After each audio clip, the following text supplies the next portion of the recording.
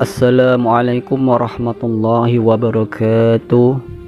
Sahabat beriman yang dimuliakan Allah Subhanahu wa taala, ayat kursi bisa menjadi amalan yang dikerjakan setiap hari, bahkan setiap saat.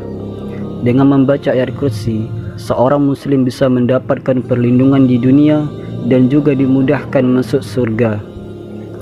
Ada sejumlah hadis yang menyebutkan keutamaan membaca ayat kursi bagi umat Islam. Di dalam Al-Quran, ayat kursi dapat dijumpai dalam surat Al-Baqarah ayat 255.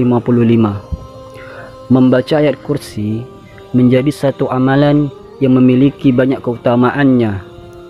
Dalam sebuah hadis, Rasulullah SAW menyebutkan bahawa ayat kursi menjadi ayat yang paling utama dalam Al-Quran.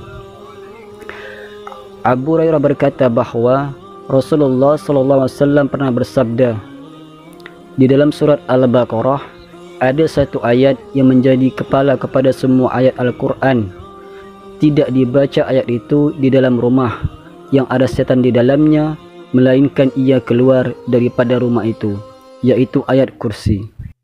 Selain sebagai ayat utama dalam Al-Quran dan bisa mendapatkan perlindungan dari syaitan, ayat kursi juga memiliki keutamaan lainnya. Berikut ini 7 keutamaan membaca ayat kursi. Yang pertama, dilindungi dari jin dan syaitan. Keutamaan membaca ayat kursi yaitu dijauhi dari kejahatan serta godaan jin dan syaitan yang terkutuk. Hal ini sebagaimana dalam hadis riwayat Anas bin Malik radhiyallahu anhu. Beliau berkata, Rasulullah SAW bersabda, apabila seorang dari umatku membaca ayat kursi 12 kali, kemudian dia berwudu dan mengerjakan salat subuh, niscaya Allah akan menjaganya dari kejahatan syaitan dan derajatnya sama dengan orang yang membaca seluruh Al-Quran sebanyak 3 kali. Dan pada hari kiamat nanti, ia akan diberikan mahkota dari cahaya yang menyinari semua penghuni dunia.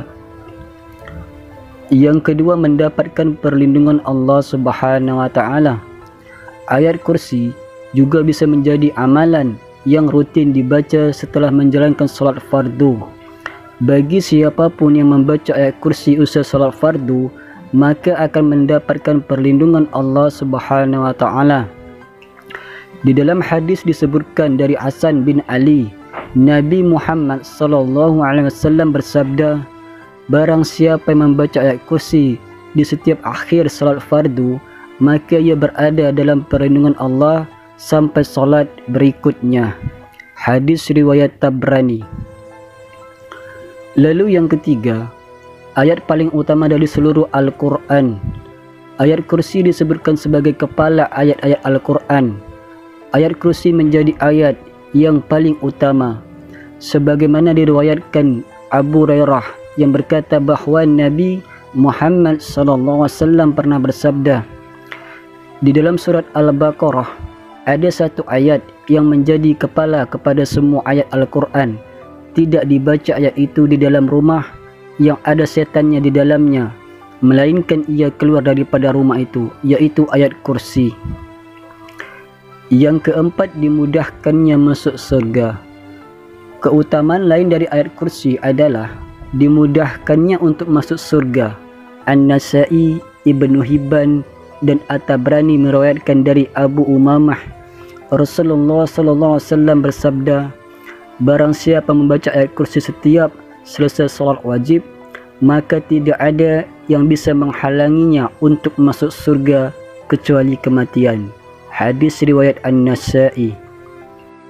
Yang kelima, ayat yang paling agung melebihi langit dan bumi. Rasulullah SAW pernah bersabda terkait keagungan ayat kursi. Disebutkan bahawa ayat kursi memiliki keagungan yang melebihi langit dan bumi. Seperti yang diceritakan Abdullah bin Mas'ud, tidaklah Allah menciptakan langit dan bumi melebihi agungnya ayat kursi, karena di dalam ayat tersebut telah mencakup dan sifat Allah. Sufyan Ats-Tsauri berkata, sebab ayat kursi merupakan salah satu kalamullah, perkataan Allah, sedangkan kalamullah itu lebih agung dari ciptaan Allah yang berupa langit dan bumi. Hadis riwayat Tirmizi. Yang keenam, setara membaca seperempat Al-Quran. Rasulullah pernah bertanya kepada salah seorang laki-laki dari kalangan sahabatnya, "Hai fulan, apakah kamu sudah menikah?" Laki-laki itu menjawab, "Belum, karena aku tidak mempunyai biaya untuk menikah." Nabi SAW bertanya, "Bukankah kamu telah hafal Qul huwallahu ahad, surat Al-Ikhlas?" Lelaki itu menjawab, "Memang benar." Nabi SAW pernah bersabda, seperempat Al-Quran. "Bukankah kamu telah hafal surat Al-Kafirun?" Laki-laki itu menjawab, "Benar." Nabi SAW bersabda, seperempat Al-Quran. "Bukankah kamu telah hafal surat Al-Zalzalah?" Laki-laki itu menjawab, "Benar." Nabi SAW bersabda, seperempat Al-Quran. "Bukankah kamu telah hafal surat An-Nas?" Laki-laki itu menjawab, "Benar." Nabi SAW bersabda, seperempat Al-Quran. "Bukankah kamu telah hafal ayat kursi?" Laki-laki itu menjawab, "Benar." Nabi SAW bersabda, seperempat Al-Quran. Hadis riwayat Ahmad, dikutip dari Ibnu Katsir saat menjelaskan tafsir ayat kursi. Yang ketujuh, menjaga saat tidur. Ayat kursi juga bisa dibaca sebagai zikir sebelum tidur. Dengan bacaan ayat kursi, Allah Subhanahu wa taala akan menjaga ketika terlelap.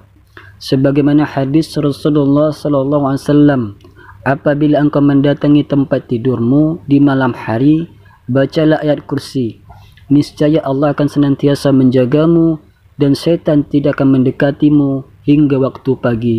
Hadis riwayat Al-Bukhari. Sahabat beriman yang dimuliakan Allah Subhanahu wa taala, itulah beberapa keutamaan yang bisa didapatkan dengan membaca ayat kursi. Wallahu a'lam bishawab. Semoga apa yang saya sampaikan bermanfaat untuk Anda semua. Jika ada kata-kata yang salah, mohonlah dimaafkan. Singkat cerita, wassalamualaikum warahmatullahi wabarakatuh.